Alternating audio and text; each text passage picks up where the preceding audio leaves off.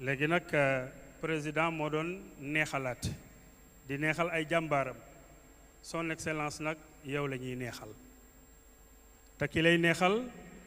mooy monsieur le ministre de l'éducation nationale monsieur Moustapha Mamba Guirassy ah oui wallaay ndeysaan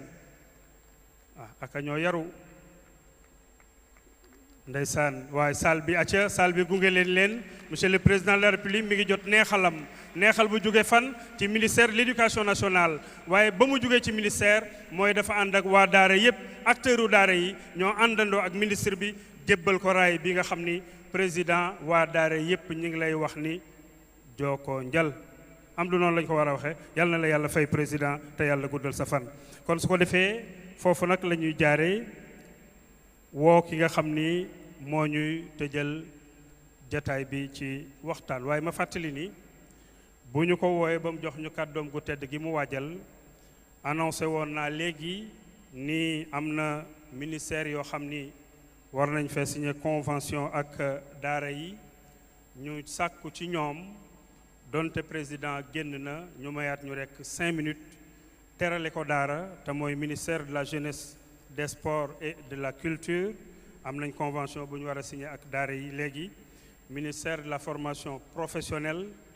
ministère de l'environnement et de la transformation écologique ministère des forces armées ministère de l'agriculture, de la souveraineté alimentaire et de l'élevage ministère de la famille et des solidarités ak sunu yaay DER délégation pour l'entrepreneuriat rapide soxna Aïda Mbodj kon ñii ñi ngi sàkku ci ñoom bu président retiré woo tam incha allah ñu may ñu 5 minutes signeel ñu li nga xam ni moom moo di convention bi mbokk yi maa ngi jox kàddu ki nga xam ni moo egsi au pouvoir jël daara dugal ci xolam déclaration bi mu njëkk a def bi mu julli jee korité ginnaaw falam ñun ñëpp a ko teewlu ci média yi bokk na ca la mu wax mooy maa ngi félicité sunu doom yi nga xam ni ñi ngi dem bitim réew di fa jël ndamul alxuraan di ñu ko indil magum jëmm nag ci fajar lu mu njëkk a tudd rek loolu ñor na ko président merci maa ngi jox kàddu koo xam ni macha allah boo xoolee sikkimam ak a nuroog bu yont yàlla yuusuf alayhi salaam waaye yemul ci lool de yemul ci nuroo gi rek waaye maa ngi jox kàddu koo xam ni nuroo naag histoire yont yàlla yuusuf alayhi salaam yuusuf buuram a ko tëjoon mu mujj yilif ko nekk président kon maa ngi jox kàddu koo xam ni ume na prison waaye wore na palais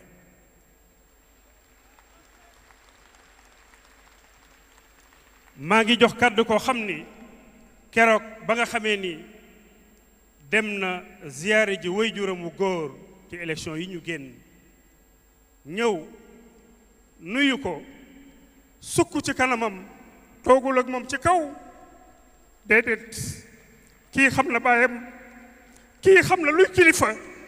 bi mu ko nee jàpp loxo daf ni groupe ci suuf sukk ak garaat yi mu ràngoo yépp ne ko bàyyi naam may sa président mais yaay sama baay président yaa gore waaye yemu ci mbokk yi bi mu ko nuyoo ba pare lañ fa waxante ñoom ñaar ñoo ko xam waaye lu ñu image bi wan mooy la yonent yàlla yuusufa wanoon baayam yonent yàlla yuusufa ba mu réere ay at baay ba xam ni demul ndax pexem yàlla ëpp na loolu keroog bañ gisante waatee ba ñuy songoo waat keroog yaram daw na waaye président keroog ba nga tasewaatee sa waajur nuyu ko sukk laata nga jóg songu nga ko mu fàttaluñ ci yuusufa ak baayam yàlla na la yàlla sàmm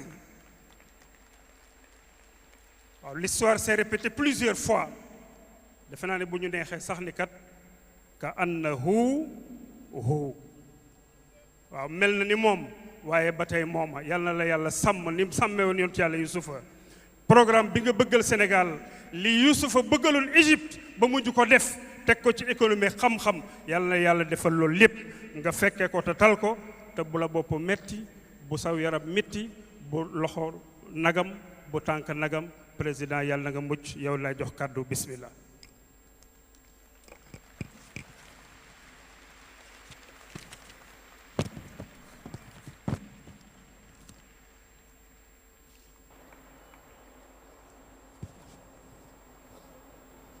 Bismillah. Bismillah.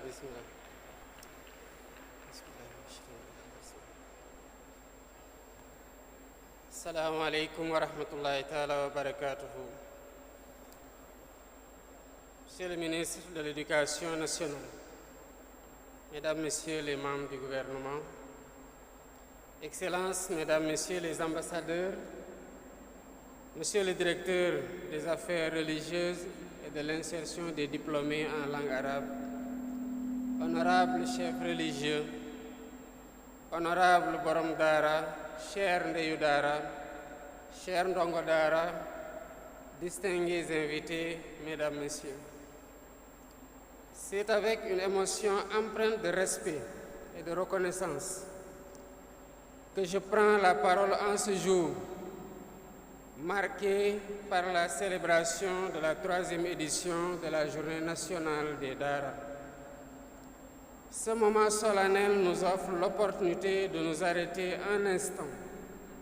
pour contempler une institution qui constitue l'une des pierres angulaires de notre patrimoine spirituel, culturel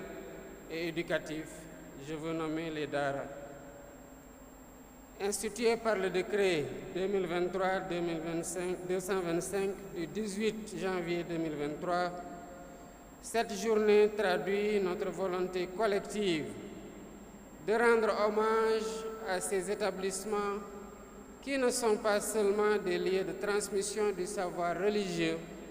mais aussi des sanctuaires où se forge l'âme de notre nation.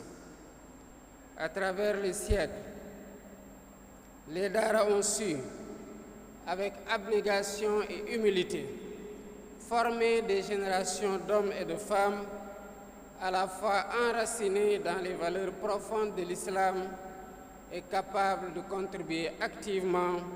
au progrès de notre société. En célébrant les Dara aujourd'hui, nous honorons non seulement leur héritage historique, mais aussi le rôle central dans notre vision éducative contemporaine. Plus encore, nous nous engageons solennellement à soutenir leur modernisation et à intégrer pleinement et entièrement les Dara dans le système éducatif sénégalais, tout en préservant leur singularité et leur richesse intrinsèque. Mesdames, Messieurs, si les Dara rayonnent par la noblesse de leur mission, c'est grâce en grande partie à celles et ceux qui les portent au quotidien. Je tiens à saluer ici avec déférence la déférence qui s'impose, les Borom Dara, ces éducateurs hors pair, véritables artisans du savoir et de la vertu. Par leur dévouement, souvent dans des conditions difficiles, ils inculquent aux jeunes générations des principes de foi, de discipline, de respect, d'humilité qui constituent le socle de leur épanouissement. À leur côté, les Ndeyu Dara jouent un rôle tout aussi fondamental. Ces mères courageuses et généreuses, souvent dans l'ombre, assurent le soutien logistique et moral indispensable à la vie des Dara. Leur engagement quotidien, qu'il s'agisse de préparer les repas, d'entretenir les lieux ou de subvenir aux besoins des enfants, mérite toute notre admiration. Que ces femmes soient assurées de notre reconnaissance et de notre soutien dans leurs efforts constants au service de l'éducation et de la solidarité. Cependant, il serait injuste de taire les défis qui ternissent parfois l'image des Dara et leur noble vocation. Le phénomène de la mendicité forcée des enfants, hélas trop souvent visible dans nos rues, constitue une déviance qu'il faut corriger par rapport à l'esprit originel des Dara. Ces pratiques qui n'ont rien à voir avec l'essence même de ces institutions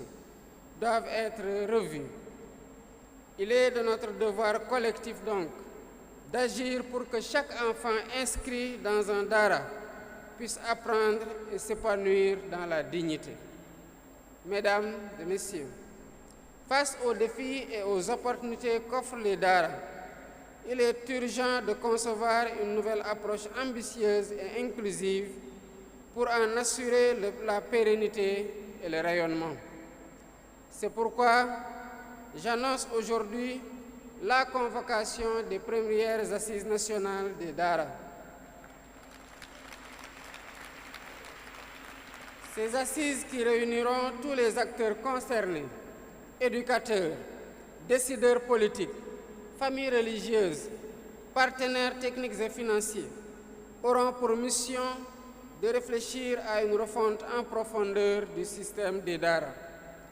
Il s'agira, dans le cadre de ces assises, de repenser leur place dans le système éducatif national afin de garantir une équité totale entre tous les enfants sénégalais, quelle que soit leur voie éducative. Deuxièmement, il s'agira de diversifier les contenus pédagogiques en introduisant des disciplines modernes telles que les mathématiques, les sciences, les langues étrangères et les compétences techniques pour préparer les jeunes à un monde en constante évolution. Troisièmement, il s'agit de créer un cadre institutionnel et financier stable pour soutenir les Daara à travers notamment des partenariats publics-privés et un appui accru de l'État. Cette réforme ne vise pas à dénaturer les Daara, mais à leur permettre de répondre avec efficacité et pertinence aux exigences de notre époque, tout en préservant leur âme et leur vocation première. Déjà, les Daara modernes témoignent de leur capacité à s'adapter et à exceller. Les succès éclatants des Ndongo Daara lors des compétitions internationales de mémorisation et de récitation du Saint-Coran en sont une preuve éclatante. Ces jeunes garçons comme filles font honneur à la nation et portent haut le flambeau de l'excellence sénégalaise. Par ailleurs, les élèves issus des Daara qui poursuivent des études classiques dans nos universités et établissements d'enseignement supérieur illustrent la complémentarité qui peut exister entre tradition et modernité. Ces réussites individuelles, souvent méconnues, nous rappellent le potentiel immense des Daara et la nécessité de leur offrir un cadre optimal d'épanouissement. Mesdames et messieurs, la préservation et la valorisation des Daara sont une obligation morale. Elles sont un acte de foi envers notre identité et notre avenir. Ces institutions, bien plus que des écoles, sont des lieux où se transmettent les valeurs de solidarité, de respect mutuel, de justice qui forment le socle de notre société. Je vous invite chacun et chacune à œuvrer pour faire des Daara un modèle d'excellence éducative et de cohésion nationale. C'est ensemble que nous réussirons à bâtir un Sénégal où chaque enfant, quelles que soient ses origines, quelles que soient ses croyances, pourra s'instruire et s'élever dans la dignité. Je vous remercie de votre aimable attention.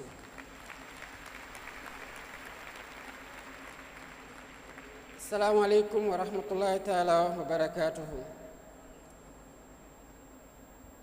Gannaaw bu ma nuyoo monsieur le ministre de l'éducation nationale di ci toftal ñi nga xamante ne ñooy ministres yi ak secrétaire d'État yi bokk ci gouvernement bi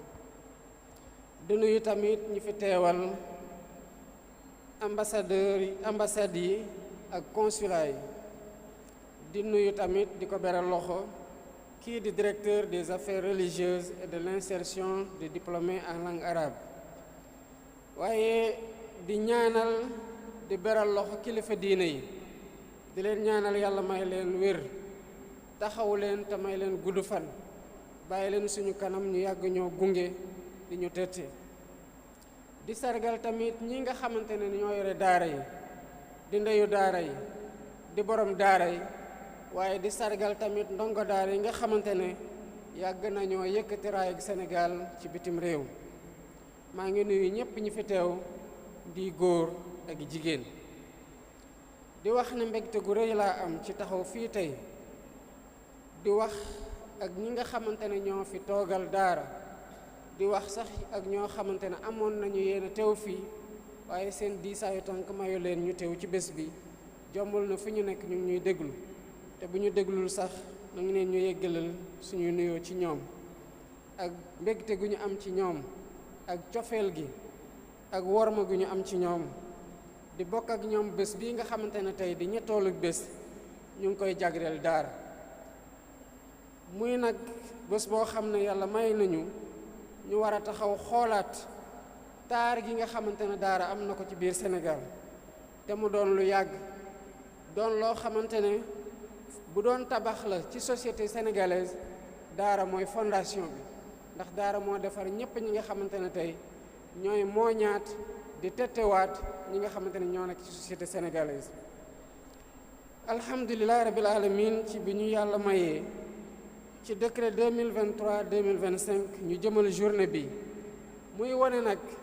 suñu taxawaay temm ci sargal daara yi di sargal ñi nga xamante ne ñooy nekk ci daara yi di mooñ di defar doomu aadama yi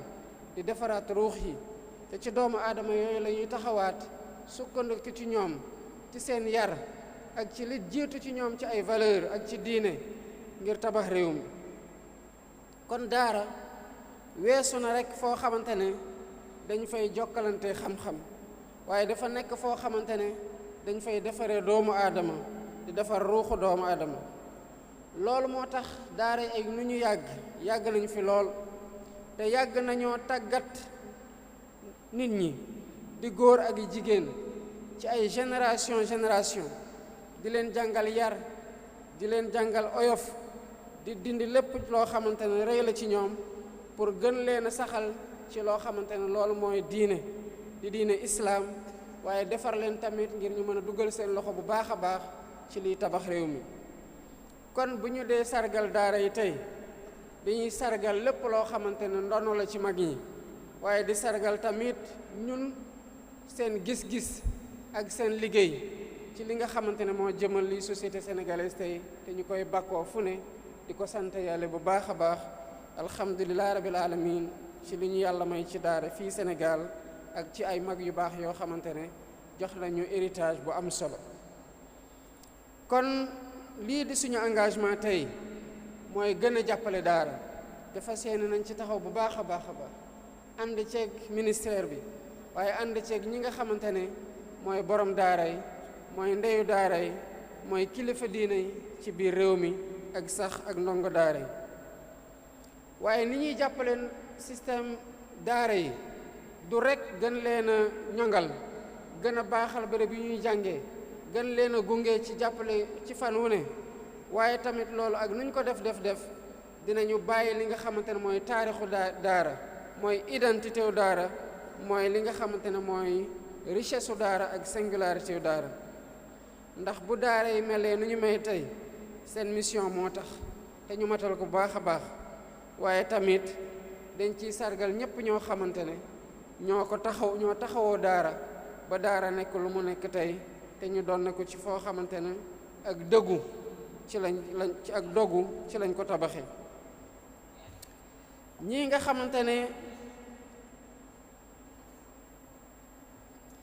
nga xamante ne ñoo nekk ci daara yi te di yar ci discipline ci respect ak ci humilité mooy ñi nga xamante ne ñooy waajal ndaw ñooñu ñuy defar ci daara yi ci ñuy taxawee ci biir société yi waaye ni ustaas yi bare bu dul woon ndeyu daara yi taxaw seen wet njaboote ñëpp taxaw te yenn saay sax duñu leen gis di togg di bale di taaral di defar xale yi di leen tett di leen jàppale kon xëy na ndam gi daara am tey dina xaw a am fu mu dese kon gàcce ngalaama yéen ñëpp ñi nga xamante ne yéenay ndeyu daara yi taxaw ci wet ustaas yi yore ay daara sax waaye di matal liggéey googu nga xamante ne daara jaa ngi koy def jigéen ñooñu laa bëgg a wax ne nañu xam ne ñun dañu leen di bëgge bu baax a baax di leen ndamoo waaye tamit bëgg leen yëkkati ci bés gii tey pour taxaw ci seen liggéey gu rafet bi nga xamante ne ñu ngi koy def jaarale ko ci daara. laaj na nag bés gu mel nii tey ñu taxawaat seetlu xool li nga xamante ne mën na nuroog luy gàkkal daara ñu gën ko defar gën ko ñongal muy ni ñuy taxawoo xale yi ci ni ñu nekkee ci mbedd mi. loolu nag responsabilité état la waaye responsabilité ñi nga xamante ne ñoo nekk ci daara yi la. dinañ ci gën a taxaw bu baax gën a jàppalante ak daara yi pour xool naka la ñuy fexee ba loolu jóge fi waaye njàngaleb daara gën a sax gën a dëgër gën a ànd ak jamono ak nu muy doxe kon dina baax bu ñu demee ba toogaat ñu waxtaanaat li ñu bëgg daara doon naka lay méngoog jamono pour ñi nga xamante ne ñooy génne ci daara yi mën a intégré wu ci nu mu gën a yombee ci société sénégalaise. loolu moo tax may woote ci bés ni ki tey ci njiital ministre de l'éducation nationale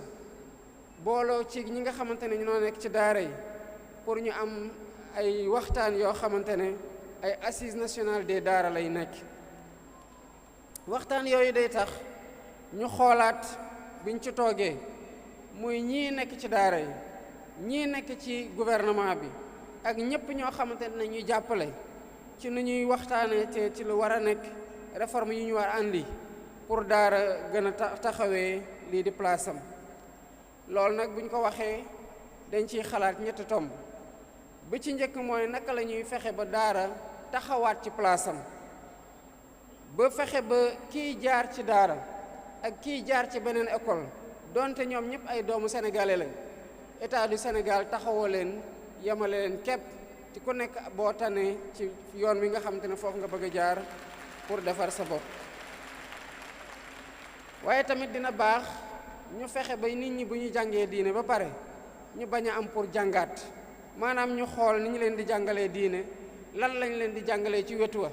pour bu ñu paree ci njàngum diine ñu mën a am liggéey goo xamante ne ci daara ji lañ ko commencé jàng pour mën a bokk ci ñoo xamante ñoo ci gën a xarañ ànd ceeg nag lépp loo xam ne mën na leen yombalal seen liggéey fii ci biir réew mi wala ci bitim réew. war nañoo tamit xool naka la ñuy sampee kuréel pour gën a taxaw daara muy taxawoo goo xamante ne dafay jaar ci koom